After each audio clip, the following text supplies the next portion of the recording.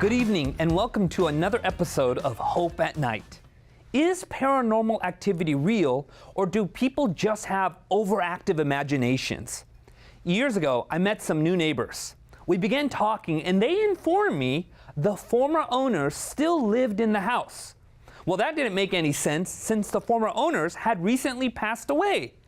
But they shared that they would hear them at night going up and down the stairs.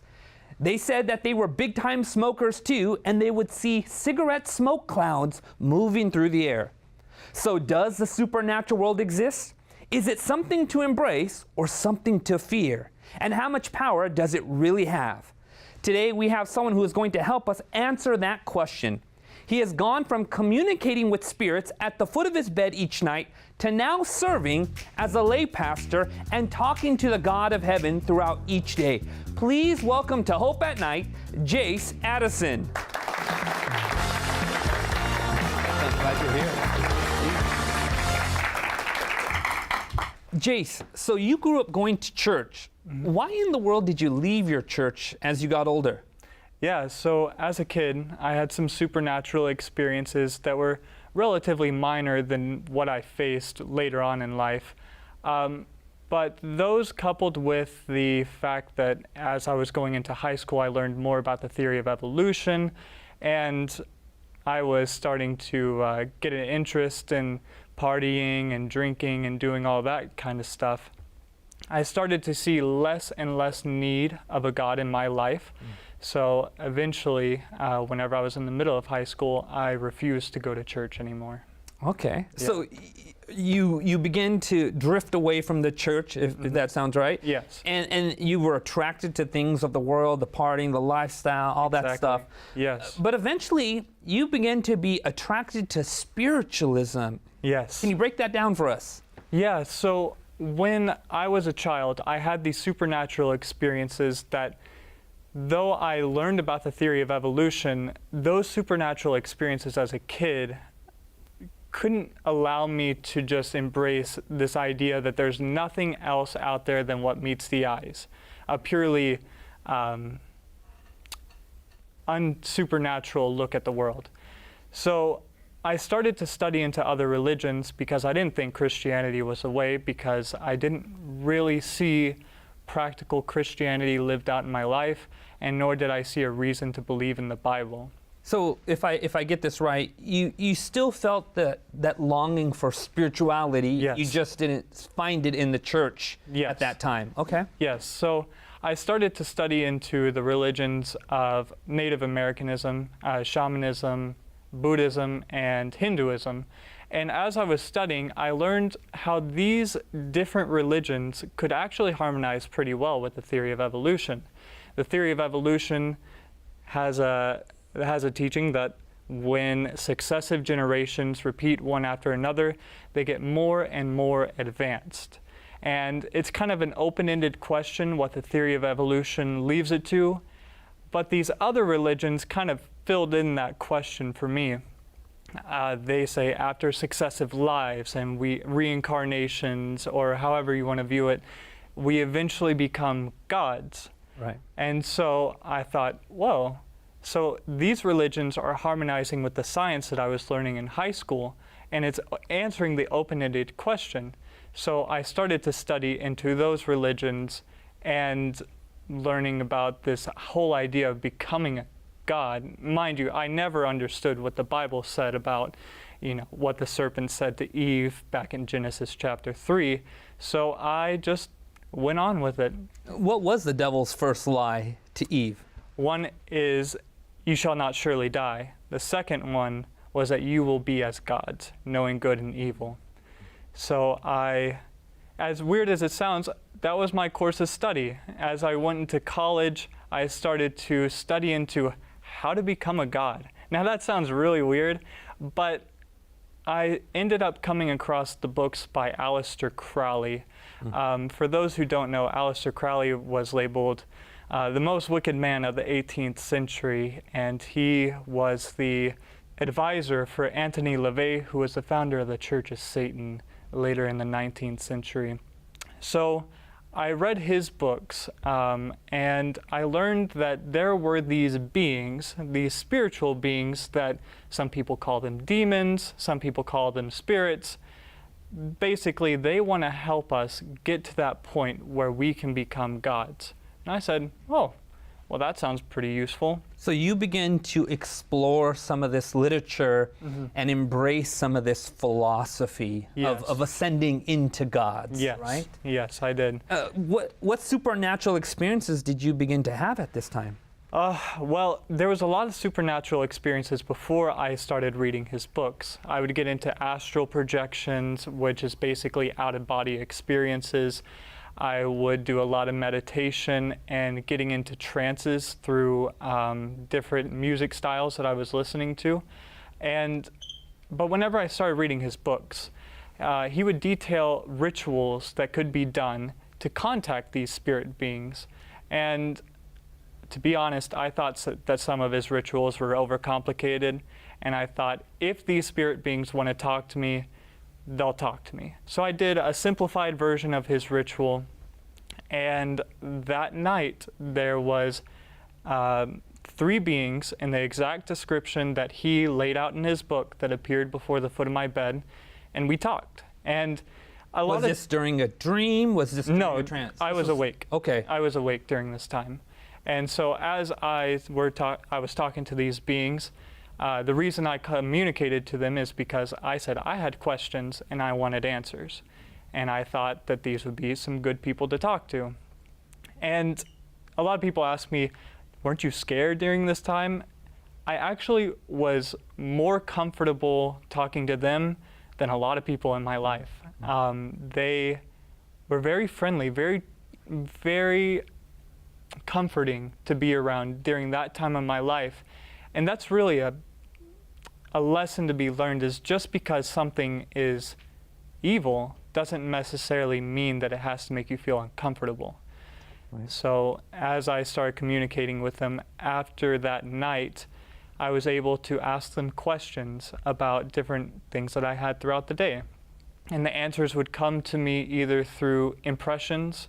Sometimes there would be audible voices that would tell me the answer, or other times they would just set up circumstances perfectly to where I would study something out and learn more about the questions that I had. So the interactions that were taking place between you and these spirit beings, how long did that last for?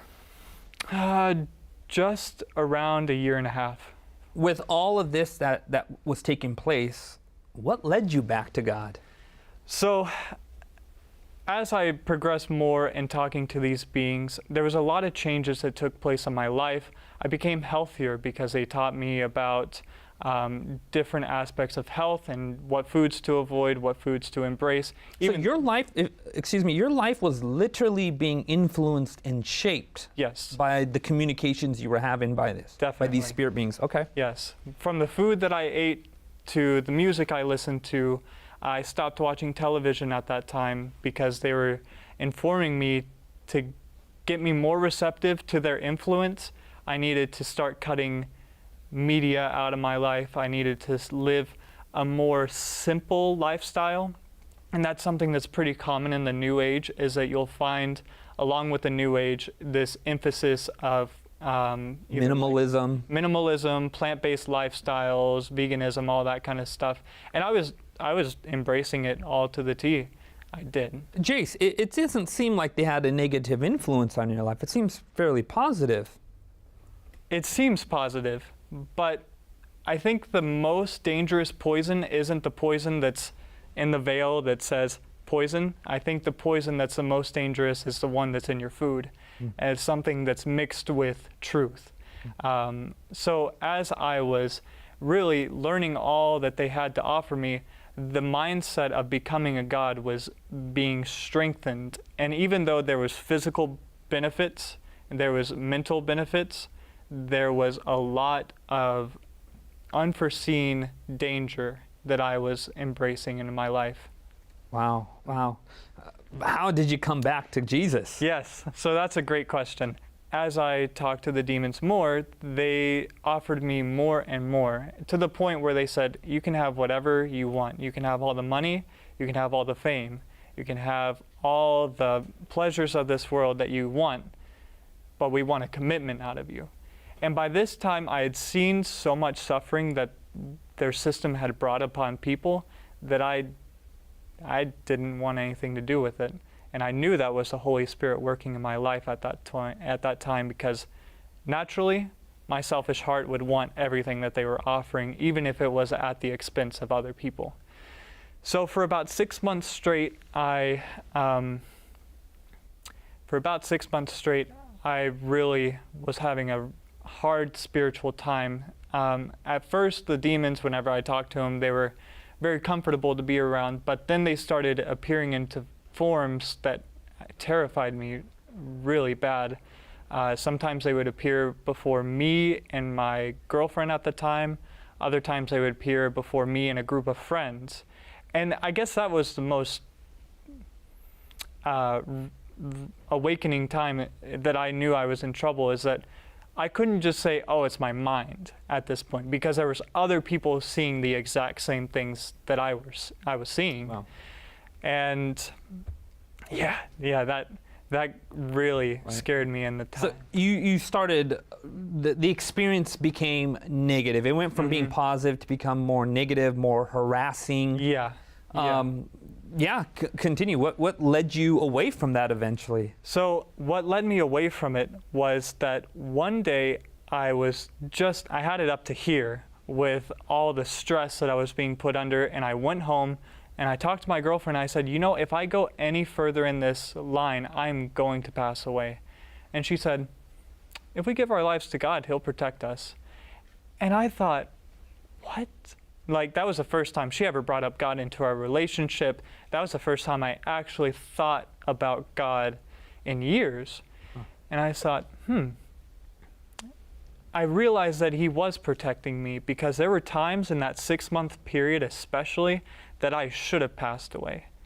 But I didn't, because in the right moment, something would work out perfectly where I wouldn't get into that auto accident. I wouldn't get into other dangerous situations, and I would escape scot-free. So then I realized not only was God protecting me in the time whenever I didn't know Him, and in fact the only time I was talking about Him was in cursing, but He was protecting me to get me to that point to make an intellectual decision whether to serve Him or to not. So if I'm understanding this right, during that 6-month period you were in contact with these spirits, you were also experiencing some very dangerous things. Yes, and you, very much so. You sensed, in retrospect, God had been preserving your life through it all. Yes, yes. Would you be able to describe what one of these experiences were? Yeah, so one of these experiences was multiple times what would happen is I would be driving down the road and someone would swerve into my lane, and it was going to be a head-on collision, and I would hardly be paying attention some of the times because I'd be messing with my radio at that exact time. And then it was like something grabbed my hand and moved the steering wheel and made me avoid that car. Wow. Or usually it had to do with auto accidents, because really, if you want to take someone out, I think causing an auto accident is probably the most effective way. Right.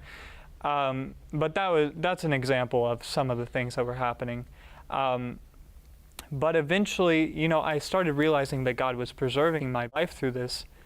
And I realized that when I wasn't serving God, God was seeking my best. When I wasn't serving the demons and doing what they wanted me to do, well, they were just scaring me half to death.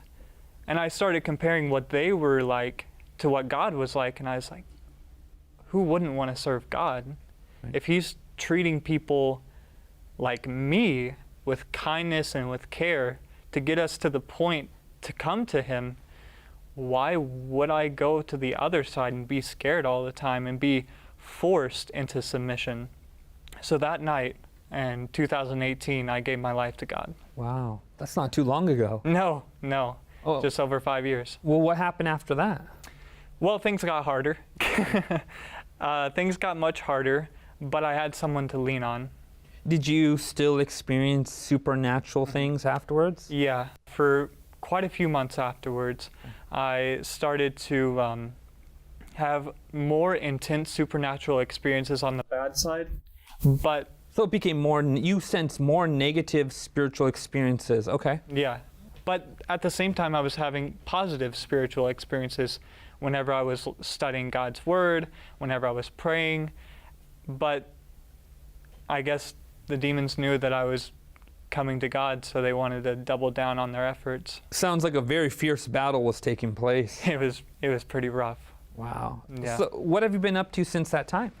Yeah, so shortly after I became a Christian again, I started to go to a little school called Washita Hills College in Arkansas, and I studied biblical studies there. I graduated and now am functioning as a lay pastor of my hometown church. Wonderful. Which is really strange because I was the black sheep of the town, but now I'm a pastor in that same town, and it's just really amazing to see God working in that. That is amazing, the way that God changes and transforms our